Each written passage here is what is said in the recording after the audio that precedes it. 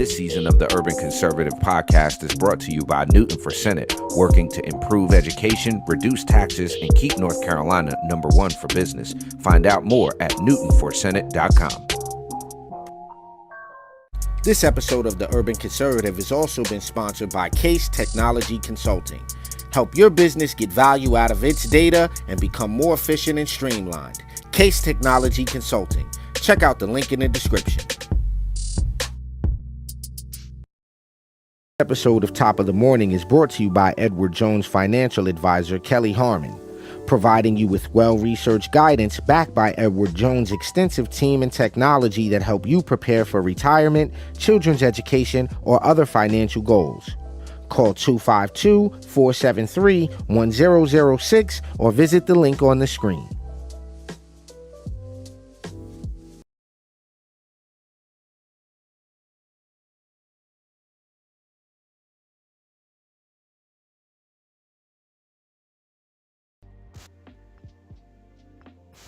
All right, ladies and gentlemen, you know what time it is. It's time for Top of the Morning, the best 30-minute morning show on the internet. You rocking with the TUC twins. I'm Raheem Architect Soto, joined by my brother from the same mother, no other, Abdul Ali. Good morning, sir. Top of the morning, Top of the morning, my brother. Top of the morning to each and every one of you all.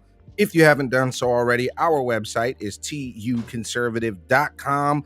Our goal is to share conservative values and principles and the benefits of conservative policies to urban communities across this great nation of ours. You can follow us everywhere on social media at The Urban Conservative, TUC Twins, and all that good stuff. Also, make sure you go to aliforcongress.com to support my campaign for the 12th Congressional District. It is time for some real leadership in District 12. I got to give a big shout out to RNC Committeewoman Keisha Brassington, NCGOP Chairman Michael Whatley, and Speaker of the North Carolina House Tim Moore, who will be joining me on the 25th at Midtown Tavern for a campaign reception. If you haven't gotten your tickets to that, you can do it at aliforcongress.com. And plug complete.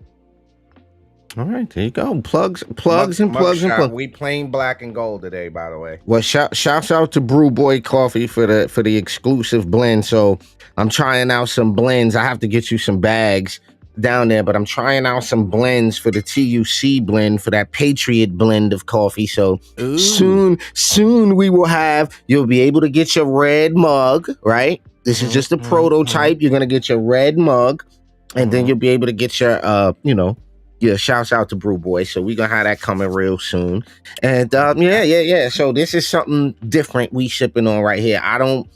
There's some names for the beans that I'm not familiar with. We gotta bring him on so he could tell us what the bean blend is. But yeah, we mixing up a couple things over here. So I can dig it. I also, real quick, bro, as I saw this video yesterday, I had an opportunity to kind of take a few minutes in between making phone calls for the campaign, and Charleston White was saying that he buys nothing but the store brand stuff, right? Okay. Like coffee, the name store brand stuff, right? What's your take on like the Food Lion brand or the no? All right, look.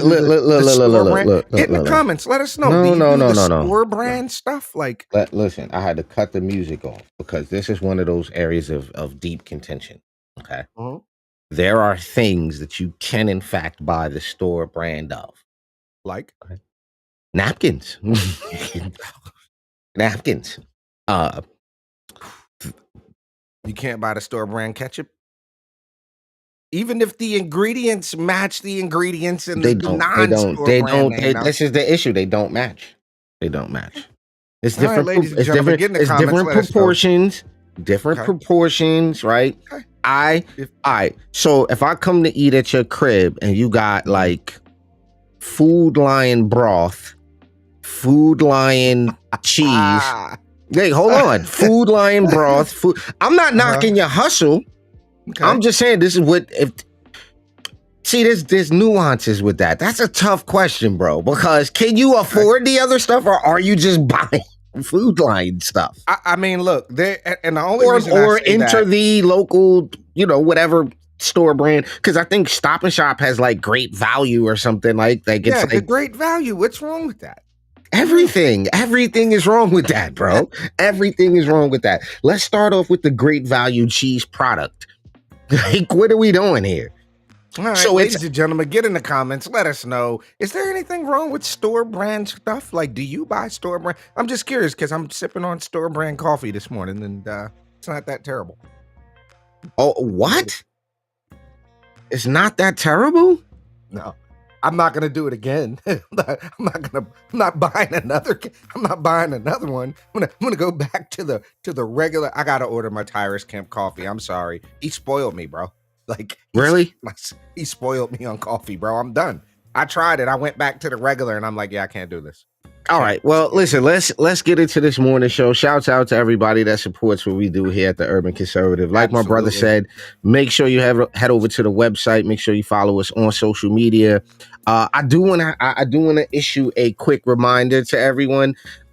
Life does happen outside of social media. Life does happen in the real world outside. So while I understand social media may be important, right, it's also about real world relationships, right? So those of you going into 2024 that really feel that the things are not going the right way should really look at getting involved. Make sure you start to show up at your whatever political party you're in. Just start showing up at these meetings, start showing up at these candidate screenings, start show up to these things. I just had to issue that at the beginning of the show.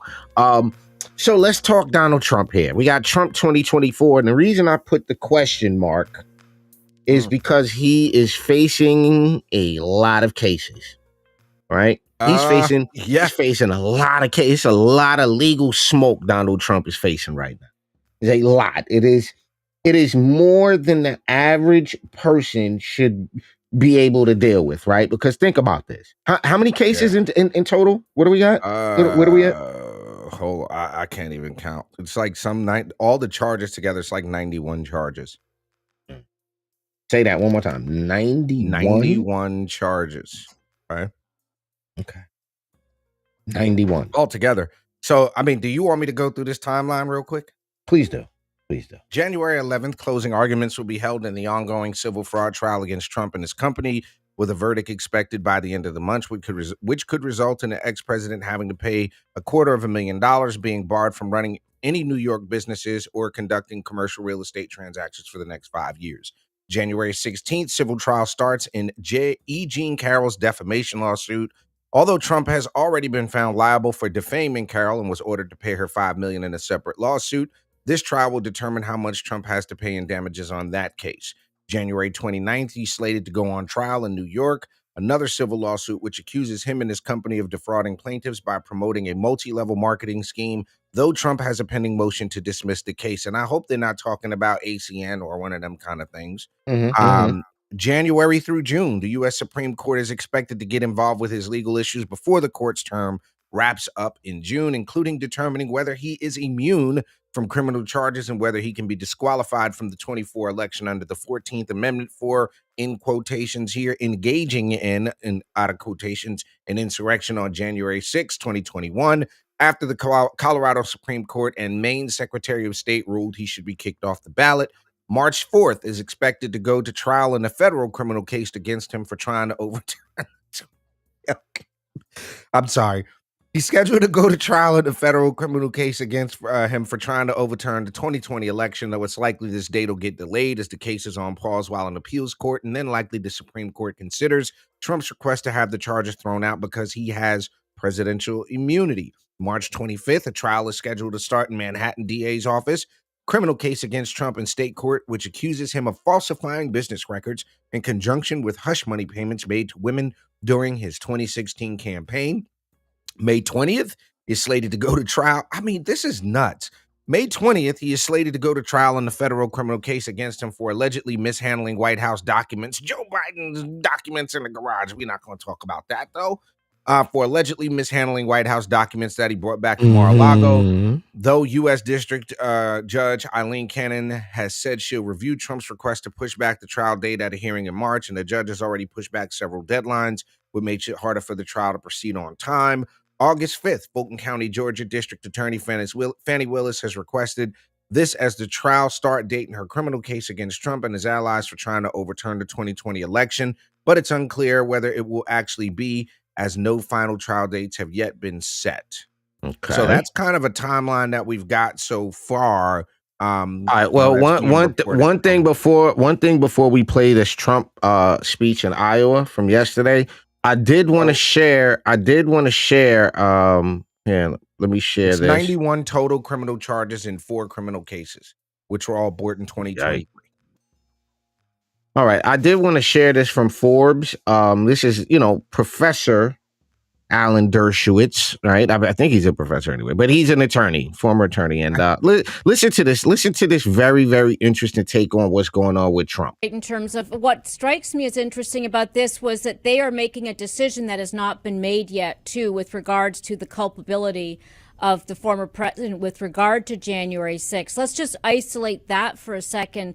Could the court be making that kind of decision when a decision has not yet been made? Well, but it would be easy for Jack Smith just to get him indicted in the District of Columbia, have a speedy trial, and in the District of Columbia, they would convict a ham sandwich if his name was Trump.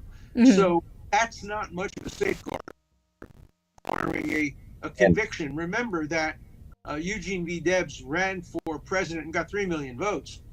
Eugene V. Debs ran a safeguard requiring a conviction. Remember that Eugene V. Debs ran for president and got 3 million votes while he was serving a prison term for something like insurrection. I mean, he wanted to advocate the overthrow of the government by force or violence. And in America, we don't take the decision away from the people by having the judges make electoral decisions. Let the people decide. They're not going to vote for a person they believe to be an insurrectionist.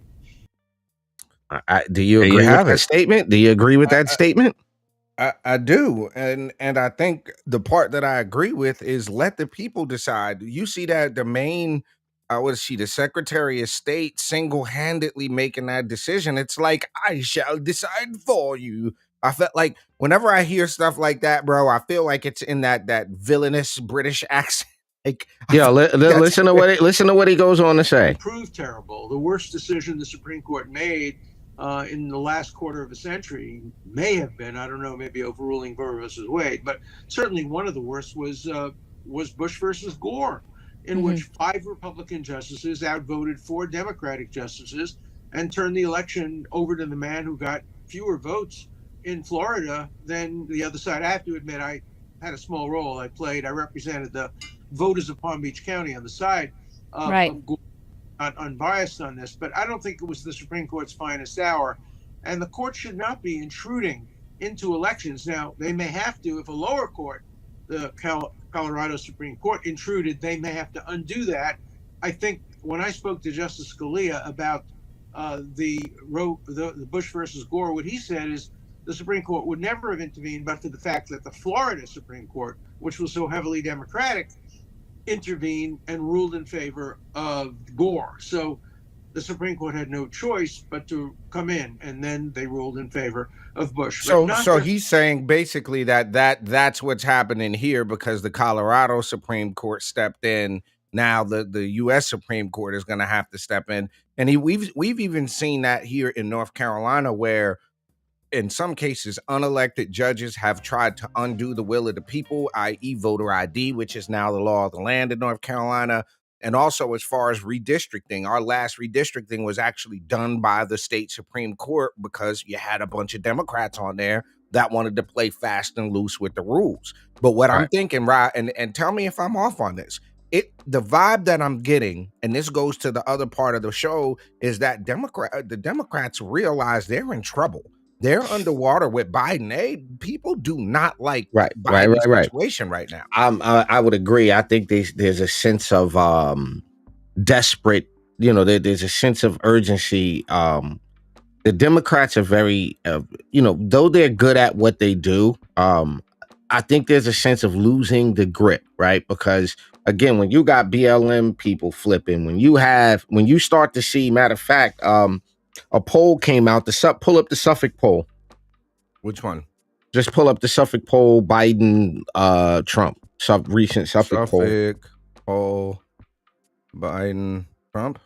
Yeah. You'll see that the Suffolk poll has Biden losing Black and Latino support. So the interesting thing about that is that, Whoa. that we pull it up. Listen, man. President Joe Biden heads into the election year showing alarming weakness among stalwarts of Democrat base, with Donald Trump leading among Hispanic voters and young people. 1 in 5 Black voters now say they'll support a third-party candidate in November. With 7 candidates are specified by name, Trump leads inches up to 3 percentage points, 37 to 34, with independent RFK at the top of the third-party candidates. But he's not going to make the ballot. RFK is not going to make the ballot in a lot of places. Yeah, but the point that I'm making is that, and polls are polls, right? Yeah, but Biden now claims the support of just 63% of, that is a problem. You know what I'm saying? 63%? I couldn't. Yeah, I wanted you to say the numbers. I listen. I'm writing a story on it. I'm writing a story on this right now for the thing, and as I'm looking at these numbers, I'm saying, okay, I've incurred, and we should feel good about that, because what we do, forget this thing, forget the internet. That's one thing, but in our day-to-day lives and talking to people and helping other people, and actually getting people to vote a certain way, right? We can take some credit for that. We could take a look. Well, here's the other side of this. I feel somewhat good about that. It's a good thing. I feel great about it. As well as your Blexits and your other organizations, that there's a concentrated, concerted effort that needs more support for going into Black and Latino communities. And it's really urban centers. It's really the urban centers. Correct. And the one thing, now that I'm campaigning, and I'll be mindful of how I say this, but there are so many consultants these days, bro. The sheer number of emails that our campaign has gotten, there are thousands and thousands of consultants out there. And one of the things that burns me up is when they talk about, there's no need to worry about that. That particular demographic is unwinnable. There's no need to go talk. And that is something that I've heard from candidates, as we go out and try to sell ads and promote our company. And, our Vote Outside the Box campaign is a prime example of that. It's not about getting people to flip their voter registration. More often than not, it's getting them to realize they don't have to vote in that Democrat box. And if they want to see changes in their community, they're going to need to. A matter of fact, which that leads me to this next thing. The cities with the highest homicide rates in the country are all run by Democrats. All of them. The cities with the highest crime rates are run by Democrats. Now, one could make the argument that because we're talking about urban centers are automatically going to be high in crime and, whatever have you. But here's the reality of the matter. Soft on crime policies like no cash bail, like defund the police, like sending social workers out instead of police officers. We went to a Dollar General the other day because Tasha does this couponing thing, right? So we go to the Dollar General the other day, bro. The deodorant is in a case, okay? Deodorant, bro. It's behind a case, and when you lift up the case, a loud noise goes off. Do you know why that is, bro? You're muted. Somebody's grabbing something. Somebody's grabbing something. Yo, come on. Somebody's grabbing something. Yo, so the point that I'm trying to make is, for people who live in these communities, especially for Black and brown people that live in these communities, if the crime is making your community unsafe, that is a terrible feeling, bro. To know you can't even go into a store in your community and buy deodorant without having it locked behind a case. I mean, it's one of those situations where you have to ask the question, why would you continue to vote for the people that are making your community less safe? Honestly, when you look at the district attorneys who are letting people out, bro, How many times have we covered stories on this platform about people who are committing the most heinous acts and continue to be out? We're trying to figure out, like, why are you walking around amongst regular people? You've bludgeoned people over the head, you've SA'd people, you've done all kind of madness, and yet you're walking around. Do we need to go to TikTok and pull up the smash and grab videos of how what I call the bonnet heads are running into the stores and grabbing all the pocketbooks out of Marshalls? Like, do we need to pull those videos up, bro? Yeah, I'm still not okay with dudes wearing bonnets. I don't care what y'all say. I understand I'm out of touch and all that. I'm not all right with dudes wearing bonnets, man. I'm not all right with it. I'm not all right with it. I don't have to be all right You're not with gonna rock it. the bonnet to keep your perm straight, bro? I'm gonna take that as a no. I'm gonna take that as a no. So do we get Trump in 24 is the question. That is the ultimate question. At this point, I don't see Nikki Haley just jumped up to like 24%. And That's so still did not he. enough. And he jumped up as well. Right, but that's still not enough to say that he's gonna lose the primary. Now, the real question, we shouldn't even be talking about a primary. We know how that's gonna go. The real question is, does Biden even survive? Like, does Biden live long enough to make it to the 24 election? Does he even live that long? Okay, so Biden just had another circumstance where Jill had to step in. No. Yeah, I'm trying to find it right now. I'm trying to find it. Look. This is not. I'm not being ageist when I say this, bro. I'm not. And y'all, somebody, he said, yo, listen to me. Listen to me. A 77, 78-year-old has a different view of the world than a 40-year-old, 43-year-old. Completely different view of the world, okay? Those are the way that a 77, 78, 80-year-old views the world is in a lens that it's in a racial lens that we don't understand that anymore because we didn't grow up. Foods have you been enjoying over the last few days? No. Well, I've been eating everything that's put in front of me. I've eaten pasta, which I love. Eating a lot of chicken Parmesan. I've been eating all Italian foods, basically. And ice cream. And ice cream, chocolate chip ice cream. I'm curious, what sort of holiday foods have you been enjoying over the last few days? Well, I've been eating everything that's put in front of me. I've eaten pasta, which I love. Eating a lot of chicken Parmesan. I've been eating all foods, basically. And ice cream. And ice cream, chocolate chip ice cream. A lot of chicken Parmesan. I've been eating all Italian foods, basically. And ice cream. And ice cream, chocolate chip ice cream. Yo, that I'm guy, curious, bro. what sort of holiday foods have you been enjoying over the last few days? Well, I've been eating everything that's put in front of me. I've eaten pasta, which I love. Eating a lot of chicken Parmesan. Yeah, he looks absolutely terrible. Absolutely. Yo, terrible. this is elder abuse. I don't care what y'all say. I don't care what nobody says, bro. This Yo, is, I gotta tell you this. I gotta tell you Go this. ahead, bro. You know how sometimes we listen to certain songs from a certain era and it hurts. Like it causes like physical, emotional pain to hear certain Like songs. Journey from Heavy D and the So Boys. so hurts. I refuse to listen to it, right? So I don't want to hear that, right?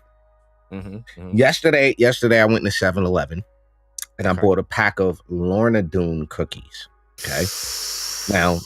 Now I don't like buying Lorna Doone cookies because I love Lorna Doone cookies, right? They just remind look, hold on. I refused, right? They're right here. Right? Have you eaten them? Oh, I ate one pack and I'm like, I regretted buying them. I was slightly depressed for hours, right? I was like, Right. oh, those are the days, right? Right. So the reason I mention all of that, my cookies, the fact that it emotionally hurts sometimes, right? Then I think about this, right? I look at Joe Biden. I think about where the country's at, right? And I really literally thought about Joe Biden. I was like, I was like, I got to be alive at a time where Joe Biden was the president. We're clearly demented. Clearly. Off his people voted for Joe Biden. Yeah, but So you gotta go. I don't understand. No. I don't understand for the life of me how any adult would go into a booth with a ballot and scribble a circle next to this guy's name. I don't. You have to be such a sheeple Democrat, leftist. Like, you have to be so out of your mind. Well, that listen, lends to this question though. Hold on. So absolutely ridiculous. So what does this mean? Because on the tail end of this, bro, is there a red wave to come? Because they blew it. Okay, well, here's the thing. Here's the thing. Here's the thing with this red wave thing, and I'm that's the subtitle of the video, right? With the red wave thing, we have Suffolk County where we just sworn in our we have like basically a super majority here. Okay. New York will probably see some gains again. Sure. But I think even Democrats, registered Democrats, you guys have had enough. So I think yes, we absolutely see maybe not a red wave. I don't like that red wave thing because it sets the bar too high. Okay.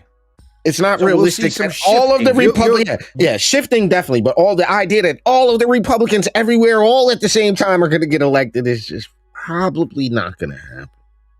Right. So let me ask this question. What I saw during this last midterm and during these last elections was Republicans didn't do a good job of messaging, and they kind of hung their hats on some unwinnable issues.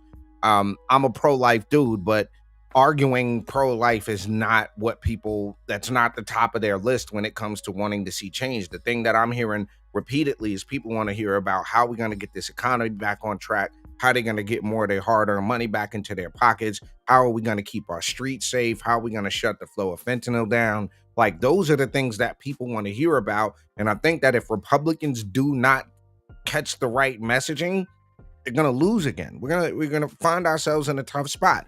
And the other thing about this is, in areas where Trump is kind of surging and gaining ground, we're going to need all the Republicans to realize the reason why some of these minority voters are starting to recognize Trump is they're seeing that the system is rigged. Like, right. Well, remember, I was the first to, not the first, but I was one that was like, when he first got elected, I was really skeptical. So it took a year. Right. Remember, I tell the story all the time, but it took a year. I refused to listen to anything he had to say on either side. I refused to listen to anything said about him. I refused to listen to anything he said. I said, we're going to go from January to January.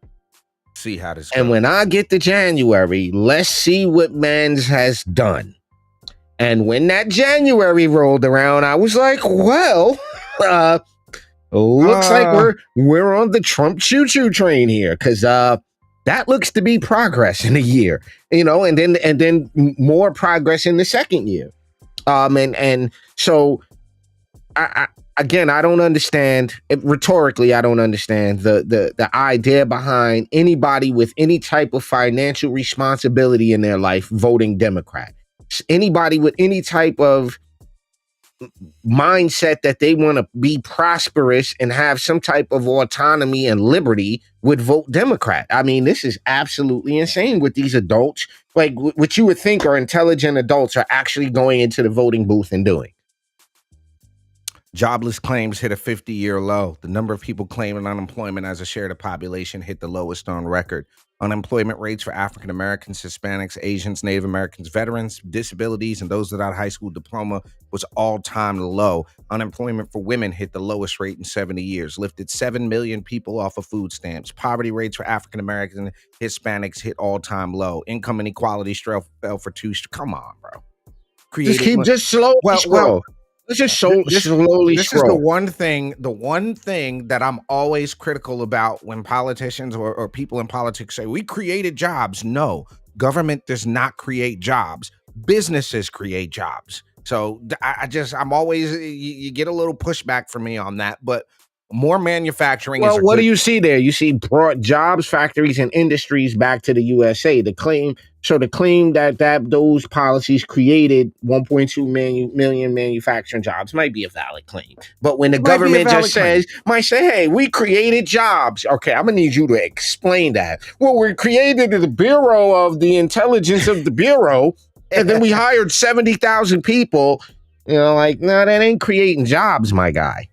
All right, stock market numbers hit in record 401ks, rebuilding and investing in rural America, signed an EO on modernizing the regulatory framework for agricultural biotechnology products, which is bringing innovative new technologies to market in America. I mean, listen. Come They on, can man. they can go and look at this for themselves, right? And essentially, what we're getting at is here.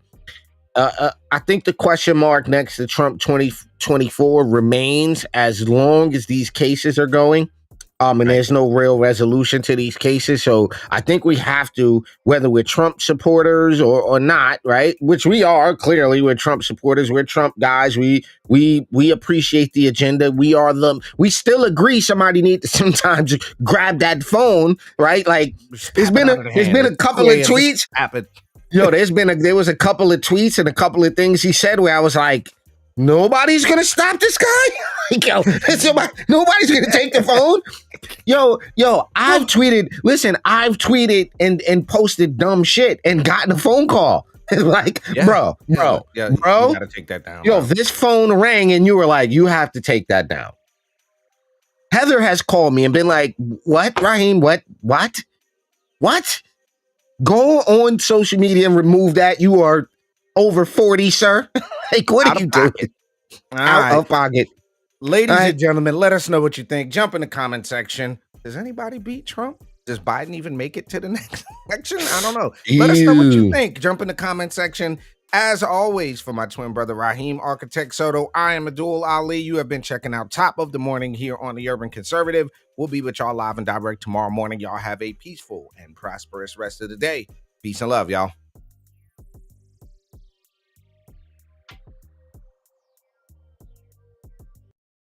Just because you're black doesn't mean you have to vote Democrat. This year, in order to see benefits for our communities, we need to vote outside the box. Find out more by visiting us at tuconservative.com.